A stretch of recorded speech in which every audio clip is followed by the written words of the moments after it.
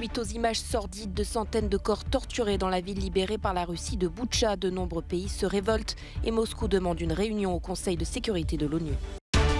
L'armée russe a bombardé l'est et le sud de l'Ukraine ce dimanche. Les tirs ont visé Kharkiv, près de la frontière russe, et 2 ports de la mer Noire.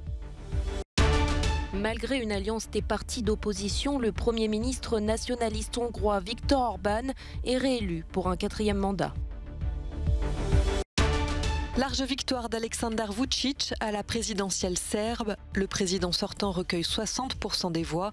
L'opposition dénonce des irrégularités. Partout dans le monde, les découvertes macabres à Boutcha continuent de susciter de vives réactions et émotions. Des corps mutilés avec parfois les mains liées dans le dos, empilés dans des fosses ou déposés seuls dans des rues désertées. Des images qui ne peuvent qu'évoquer le passage d'une violence inouïe. Selon Kiev, jusqu'à présent, plus de 400 civils ont été retrouvés dans ces territoires libérés par les troupes russes autour de la capitale ukrainienne. Et le nombre total de morts reste encore incertain. Je veux que tous les dirigeants de la Fédération de Russie voient comme leurs ordres sont exécutés. Ce genre d'ordre, ce genre d'accomplissement. Et il y a une responsabilité commune pour ces meurtres, pour cette torture, pour les bras arrachés par des explosions gisant dans la rue, pour les balles dans la nuque. Dimanche, le secrétaire général de l'ONU, Antonio Guterres, s'est dit profondément choqué et a appelé à l'ouverture d'une enquête indépendante. Les Européens ont eux aussi réagi avec émotion et fermeté. Le président français a indiqué que les autorités russes devraient répondre de ces crimes, tandis que le chancelier allemand a déjà qualifié ces exactions de crimes de guerre. Nous déciderons de nouvelles sanctions avec nos alliés dans les prochains jours. Le président russe Vladimir Poutine et ses partisans en ressentiront les conséquences.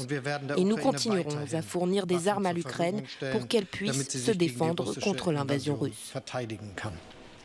La Russie se défend en affirmant que ces images ont été trafiquées par l'Ukraine pour interpeller les Occidentaux. Elle demande une réunion du Conseil de sécurité de l'ONU pour statuer sur les provocations haineuses commises selon elle par son belligérant.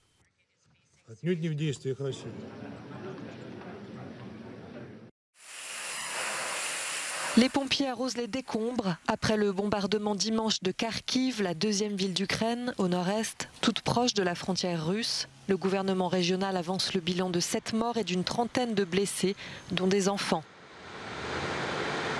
Selon lui, ce sont des bâtiments résidentiels et un dépôt de bus qui ont été visés par les tirs. À Mykolaiv, les opérations de secours se poursuivent après les bombardements de dimanche. Plusieurs roquettes ont visé ce port de la mer Noire. Dans le bâtiment du gouvernement régional, touché la semaine dernière, 36 personnes ont été tuées, d'après les chiffres ukrainiens. Un autre port de la mer Noire frappé dimanche. Une série d'explosions a été entendue à Odessa, tôt le matin. Des colonnes de fumée noire se sont élevées au-dessus de la ville. Des infrastructures logistiques ont été frappées en périphérie, dans une zone industrielle. Des réserves d'essence étaient en feu, sans faire de victimes. La région de la mer Noire est particulièrement attaquée ces derniers jours. Moscou tente de couper le pays de son accès à la mer et de créer un corridor entre la Russie et la Crimée. Le commandement russe annonce un redéploiement de ses troupes au sud et à l'est, faisant craindre de très violentes batailles.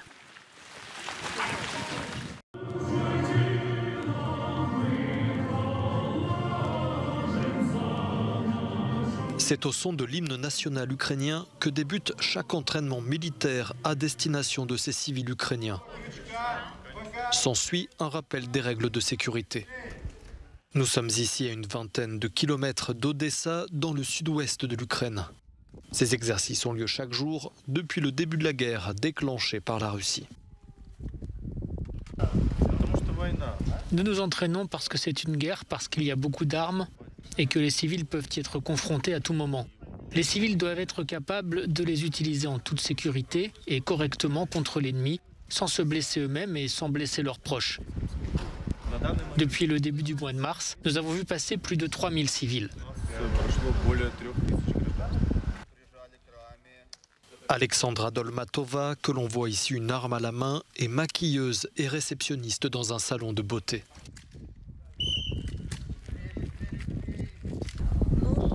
Malheureusement, la situation dans notre pays en ce moment est telle qu'il faut se préparer à tout.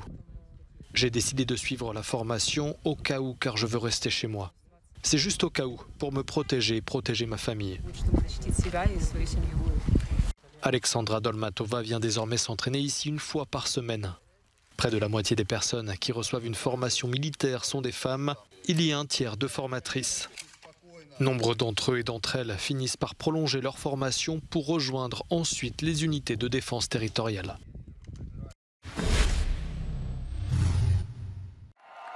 Après la victoire de son parti aux élections législatives hongroises, Viktor Orban repart pour un 4e mandat.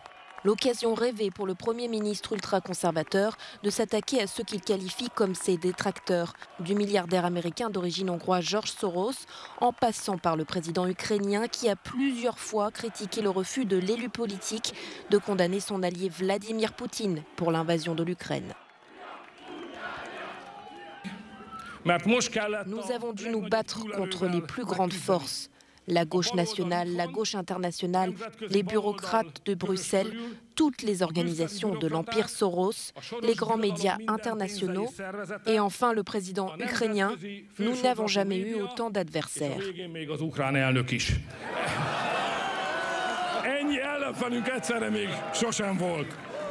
La création d'une alliance inédite de 6 partis pour faire face au Fidesz aurait pu laisser penser que la victoire de Viktor Orban serait difficile.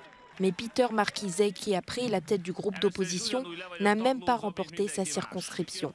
En 12 ans, Viktor Orban a su asseoir sa popularité grâce à une emprise sur les médias publics et la modification du système de vote, des éléments qui, selon des observateurs, contribuent à son maintien au pouvoir. Durant la campagne, son opposant a par exemple bénéficié en tout et pour tout de 5 minutes d'antenne pour présenter son programme. Lors de ce scrutin, les Hongrois étaient aussi appelés à se prononcer sur une loi interdisant d'évoquer auprès des moins de 18 ans le changement de sexe et l'homosexualité, une démarche jugée malsaine par certaines ONG qui ont demandé aux électeurs d'invalider leur bulletin.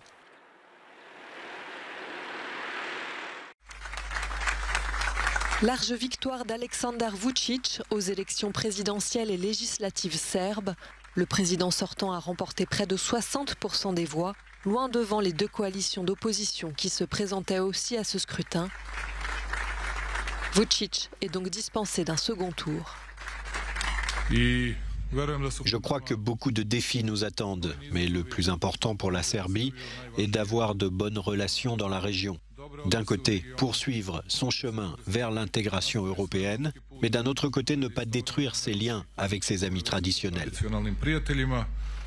Dans l'opposition, l'ancien général Zdravko Ponoš et sa coalition Serbie Unie, une alliance démocratique et pro-européenne, recueillent 17% des voix. Au Parlement, c'est aussi le parti du président sortant qui est majoritaire, avec un peu moins de la moitié des sièges. Le parti serbe du Progrès récolte près de 45% des voix. Aucun parti d'opposition ne dépasse les 15%. Des ONG ont rapporté des incidents et des violences lors du vote de dimanche. Des opposants dénoncent également des tentatives d'intimidation des électeurs par le parti serbe du Progrès. Durant ses précédents mandats, Aleksandar Vučić a renforcé son contrôle sur les institutions et la quasi-majorité des médias.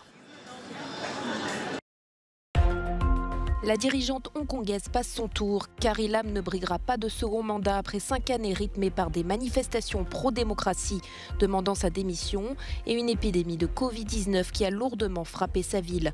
Pour le moment, aucune candidature sérieuse n'a été dévoilée, alors que là où le prochain chef de l'exécutif sera désigné le 8 mai. Le mandat de Carrie Lam se termine le 30 juin prochain.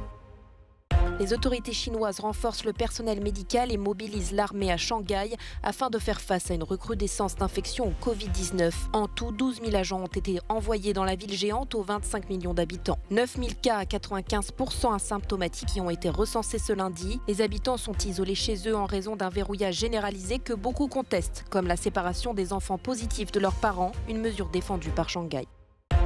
Même au gala des Grammy Awards, le président ukrainien rappelle le sort de son peuple. Nos musiciens portent des gilets pare-balles au lieu de smoking, a déclaré Volodymyr Zelensky aux artistes américains. Cette 64e cérémonie a sacré la jeune pop star Olivia Rodrigo d'artiste de l'année, a octroyé la chanson de l'année à Bruno Mars et son groupe et l'album de l'année au jazzman John Baptiste. 10 jours après la disparition de leur batteur, les Foo Fighters ont remporté 3 récompenses.